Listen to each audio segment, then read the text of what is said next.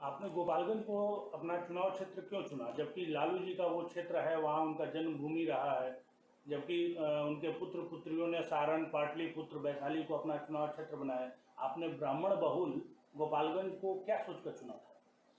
नहीं, मेरा जन्मभूमि है और कर्म भूमि भी है। पढ़ाई लिखाई सब हमारा गोपालगंज घर से ही शुरू हुआ है।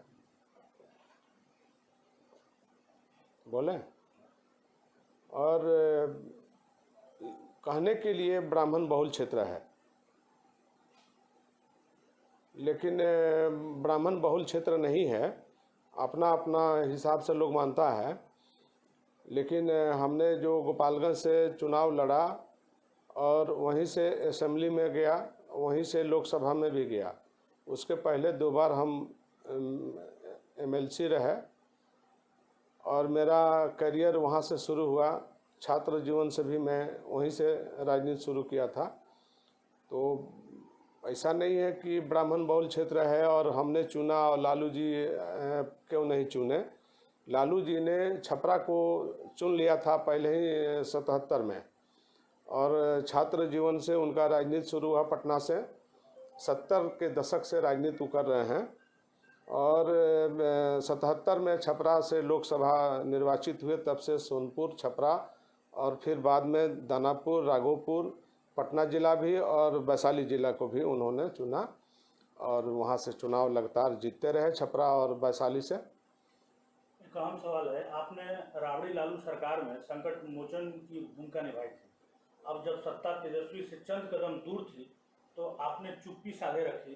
क्या आप भांजे को मुख्यमंत्री नहीं बनाना चाहते हैं, जबकि मांझी से आपके मधुर रिश्ते रहे हैं, जग जाहिर है? नहीं, ऐसा मुख्यमंत्री थे तो वो आपसे मिलने भी आपके आवास पर आए। हाँ, नहीं, बिल्कुल बात सही है कि हमारे मांझी जी से अच्छा संबंध है, इसमें कोई दो राय नहीं है। पहले भी था, आज भी है। और अगर परिवार के लोगों को ज़रूरत होगा, अगर चाहेंगे, कहेंगे, तो फिर हम कहीं अलग थोड़ी हैं, ऐसा कोई बात नहीं है। लेकिन इच्छा अगर कोई व्यक्त करे तो हम बिल्कुल साथ हैं। तो आपने कांग्रेस क्यों छोड़ दी? आप तो कांग्रेस में भी रहे।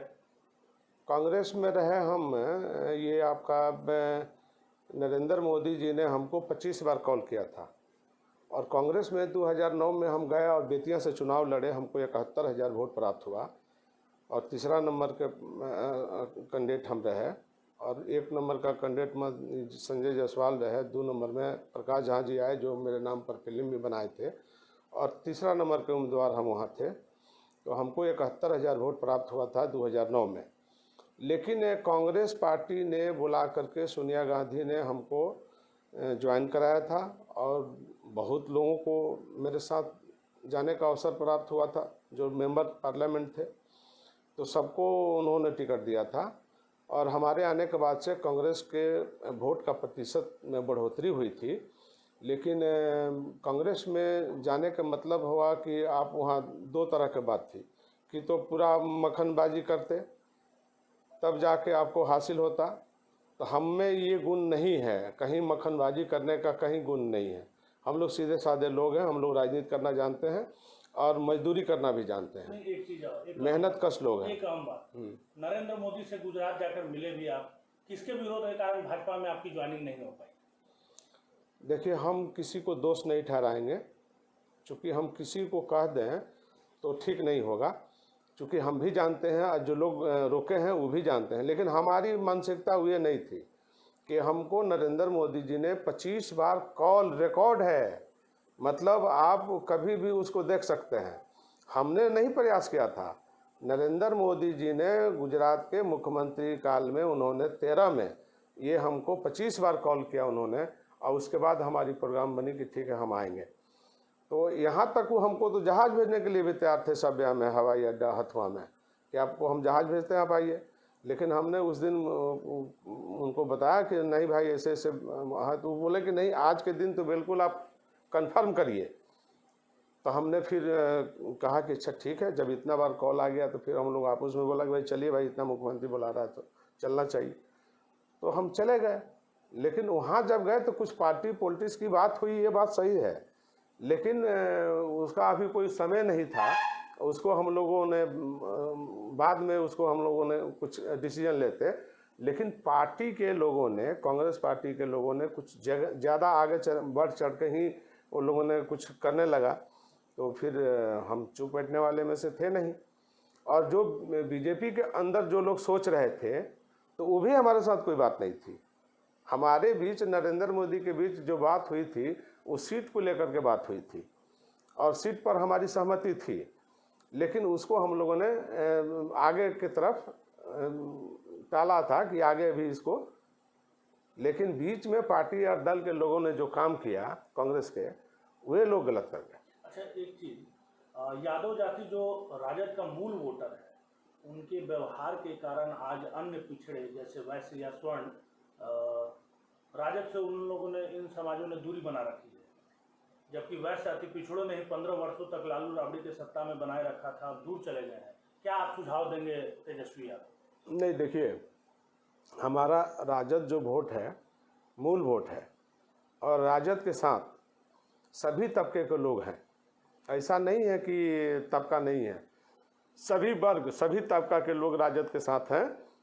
और एक दौर था और लालू प्रसाद जी 90 में जब मुख्यमंत्री बने तो जितने पिछड़ी जाति थी, जिसको पचफोड़ना लोग बोलते हैं, तो सभी जाति के लोग जो है लालू प्रसाद जी के साथ हो गए थे। और वो दौर था कि अगर कांग्रेस के ज़माना में कोई खटिया पर नहीं बैठता था, कुर्सी पर नहीं बैठता था, दबे कुचले जितने पिछड़ा, बैकवर्ड, माइनॉरिटी, सारे छोटे जाति के जो लोग थे, ये लालू यादव को आने के बाद से उनको ताकत मिली और वो बुलंदी पर गए और पहचानने लगे कि हमारा अधिकार क्या है। उसके बाद लालू जी ने कहा कि छोट के राज का मतलब वोट के राज। नहीं, ये तो बातें ठीक है, लेकिन जब से आप दूरी बनाए, लालू फैमिली से जब से आपने दूरी बनाया, तब से लालू यादव सत्ता में नहीं, ये तो जग जाएगा। नहीं, ये हम नहीं कह सकते हैं कि काहे ऐसे है नहीं है, वो तो बात का चीज़ है। लेकिन लालू जी के आने के बाद ही बिहार में परिवर्तन हुआ और उस परिवर्तन का नतीजा हुआ कि देश भर में ये परिवर्तन हुआ, देश भर में परिवर्तन हुआ। जितने पिछड़े लोग थे, बैकवर्ड थे, अत्यंत पिछड़ा थे, पचफोड़ना थे, इस सबको ताकत मिली और सब आदमी जो है, कहीं कोई गुजरात में बना, कहीं कर्नाटका में बना, कहीं मद्रास में बना और कलकत्ता में बना, असम में बना, उड़ीसा में बना, ये उत्तर प्रदेश में बना। तो ये लालू जी के आने के बाद ही एक जुनून सवार हुआ देश में, एक बड़े पैमाने पर पैदा हुआ पिछड़ी जाति में लोग। बिहार के लिए आपकी आगामी राजनीति योजना क्या होगी? आगामी तो हम तो लगातार चुनाव में हैं और हमने कोई पार्टी नहीं बनाया, पार्टी एक बना करके चलाए थे। एक चुनाव हमने पार्टी में लड़ा था तो बड़े बड़े लोग को ही पार्टी बनाए, तो जो मुख्यमंत्री लेवल का जो लोग थे, जो लोग पार्टी बनाए, उनकी तो पार्टी चली गई। लेकिन उससे जो नीचे लोग जो सोच करके पार्टी बनाए, वो पार्टी एक आध बार लोग लड़ा, उसके बाद से पार्टी गौन हो गई। तो हमारे ही साथ ही नहीं है, ये बहुत लोग हैं, नाम हम नहीं गिनाना चाहेंगे क्योंकि सबको खराब लगेगा। क्या सुझाव देंगे अपने भांजे को? नहीं, भाजा को हमारा क्या सुझाव? देखना चाहते हैं? देखिए, ये बात नहीं, देखने या नहीं देखने की कोई सवाल नहीं है। हमसे अगर कोई चाहेगा कि आप इसमें सहयोग करिए तो हम कर सकते हैं, ऐसा कोई बात नहीं है। हम क्यों नहीं चाहेंगे कि भगना बने मुख्यमंत्री, परिवार के लोग भी बने मुख्यमंत्री, हम क्यों नहीं चाहेंगे? ऐसा थोड़ी है कि हम नहीं चाहेंगे, चाहेंगे। कोरोना में मुख्यमंत्री पर आपकी क्या टिप्पणी होगी, इसलिए कि आप? देखिए, कोरोना में हमने पहले भी कहा कि कोरोना काल जो है ये कोई जानवर से पैदा हुआ ये वायरस नहीं है।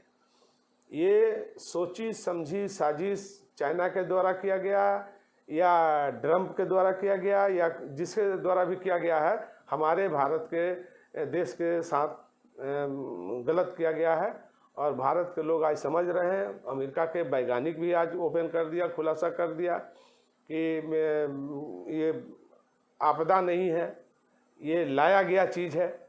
तो ऐसे तो नुकसान हमारे देश के प्रधानमंत्री जी को ही सोचना चाहिए था। हमने पीछे भी कहा कि प्रधानमंत्री जी जब आपसे बने हैं तब से जो है आपका पांव जो है अशुभ साबित हो रहा है, और जब से बने हैं तब से ही देश में संकट है। कभी नोटबंदी का, कभी जीएसटी का, कभी ट्रिपल तलाक का, कभी 370 का, और ये देश में कभी खुशी का वातावरण नहीं बना, खुशी का माहौल नहीं आया। इसलिए अब कोरोना आ गया, 1.5 साल से कोरोना का ही मार देश की जनता झेल रही है। तो हमने स्पष्ट पहले ही कहा था और शुरू में भी हमने कहा था कि जब मनमोहन सिंह जी जब देश के प्रधानमंत्री थे तो ये बात भी सत्य है, हम सत्य स्वीकार करते हैं कि हम लोगों ने ही आवाज़ उठाया था कि देश का प्रधानमंत्री नरेंद्र मोदी बनेंगे। लेकिन हम लोगों के मन में ये नहीं था कि देश के प्रधानमंत्री बनेंगे और ठीक से नहीं चला पाएंगे। ये तो बाद में पोल खुली प्रधानमंत्री का कि ये तो आदमी देश चलाने के लायक नहीं है। तो देश तो अब बना देने के बाद तो झेलेगा ही जितना दिन झेलना है, लेकिन अब देश की जनता झेलना नहीं चाहती है। बिहार के मुख्यमंत्री पर आपकी क्या टिप्पणी हुई है? बिहार के मुख्यमंत्री जी से हमारा यही था कि आप रेवेन्यू जनरेट नहीं कर पा रहे हैं, आप आगे चल के क्या करेंगे? आपका रेवेन्यू का जो दारू और बालू का जो था, ये हमारा बिहार का मूल चीज़ था, जिसे देश में जब दारू बंद नहीं है तो आप एगो बिहार में दारू बंद करके क्या करेंगे? अब बताइए हमको। चारों तरफ देश में बिहार दारू बिक रहा है, कहीं बगल का राज्य ले लीजिए, झारखंड ले लीजिए, बंगाल ले लीजिए, उत्तर प्रदेश ले लीजिए, नेपाल ले लीजिए, दूसरा देश भी बगल में, तो सब जगह दारू बिक रहा है। अब बिहार को चाहिए कि हम दारू नहीं बेचने दें, तो आपका तो कानून है, लेकिन कहाँ कोई मान रहा है? बेचने वाला बेच रहा है। वो तो आपने बंद करके 50,000 करोड़ का एक माफिया बिहार में खड़ा कर दिया है। तो हमारा मुख्यमंत्री जी से कहना था कि आप बालू के पॉलिसी और दारू के पॉलिसी को बदलिए और रेवेन्यू को जनरेट करिए ताकि बिहार खुशहाल हो, बिहार मजबूत हो। तो आप बिहार को मजबूत बनाइए, कंगाल मत बनाइए। अब तनख्वाह देने का पैसा नहीं मिलेगा आपको, तो आप जनरेट कहाँ से कर रहे हैं? गरीब के ऊपर भार मत डालिए। आप जो है स्टाम्प का टिकट ले लीजिए, ज़मीन का भाव देख लीजिए, किसान को जितना पैसा नहीं मिलेगा उससे बेसी आपको टैक्स चुकाना पड़ेगा। तो ये बहुत सारा चीज़ है जो आम आदमी के ऊपर आप लोड कर दिए हैं, भार पहुंचा दिए हैं। तो इसके लिए हमको मुख्यमंत्री को कहना था कि आम आदमी को सहूलियत हो, मैक्सिमम भार कम हो, और आप रेवेन्यू जनरेट करिए, आप वेलफेयर बनिए। सरकार कल्याणकारी होती है, जनता के भलाई के बारे में सोचती है। आप जनता के भलाई के बारे में कब सोचिएगा? ये हमारा मुख्यमंत्री जी से कहना। हम सब कोई जाति हम उनका दुश्मनी थोड़ी किसी से है, लेकिन बिहार के भलाई के लिए हम कह रहे हैं, बिहार के नौजवान के लिए कह रहे हैं, बिहार के किसान के लिए कह रहे हैं।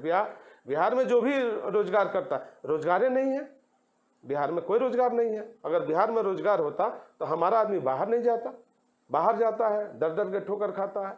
तो हम वो डेवलप करें, बिहार को विकास के गति को बढ़ाएं, विकास करें, विकास लाएं, और यहाँ उद्योग का हम काम करें, जो भी उद्योग करें। अभी जैसे हमारे यहाँ गन्ना मिल है, तो गन्ना मिल है तो उद्योग तो है, उसमें जो भी आदमी खटता है उस जिला के लोग हैं, अपना उनको रोजगार मिल रहा है। तो उसी तरह से आप कारखाना और फैक्ट्री लगाते तो आपको जो है रोजगार डेवलप होता, तो उससे रोजगार आदमी के बेकारी खत्म होती। तो ये सारा चीज़ है जिसको किया जा सकता है माननीय मुख्यमंत्री जी के द्वारा। लेकिन मुख्यमंत्री जी पता नहीं कुंभकर्ण की तरह सो गए हैं, समझ में नहीं आ रहा ये जगेंगे कब। पार्क बनाते हैं तो पार्क से क्या, पार्क में घूमने वाला आदमी नहीं रहेगा तो आप पार्क बना के क्या करेंगे? तो आप अस्पताल बनाते, आप बढ़िया शिक्षा का व्यवस्था करते, वह सब कारगर होता। वह बच्चा पढ़ के जाता, आपका नाम लेता। आप अस्पताल बढ़िया बनाते तो जैसे कोरोना जैसे महामारी है, आप दर दर के ठोकर, आपके पास तो कोई चीज़ है नहीं, आपके पास ना दवा है, ना किट है, ना बेड है, ना अस्पताल है, कुछ नहीं है, ऑक्सीजन भी नहीं है। ये पूरा दुनिया जान गया कि बिहार और भारत के पास कोई ऑक्सीजन नहीं है।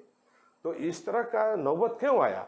आपदा अचानक आता है, लेकिन ये आपदा नहीं है, ये तो प्रधानमंत्री, देश के भारत के प्रधानमंत्री का लाया गया ये कोरोना काल है।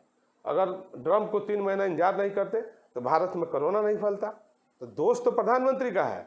अगर पूरा WHO का ये मामला नहीं उठता पूरे वर्ल्ड का, तो प्रधानमंत्री पर 3 से 2 का मुजरिम कहलाते। सारे जितने लोग मरे थे सब केस उनके नाम पर होता, लेकिन WHO इसमें इन्वॉल्व है, पूरे दुनिया में ये बात फैल गया है, इसलिए देश के प्रधानमंत्री बच रहे हैं। नहीं तो 3 से 2 का मुजरिम एकदम करार होते वो। बहुत बहुत धन्यवाद।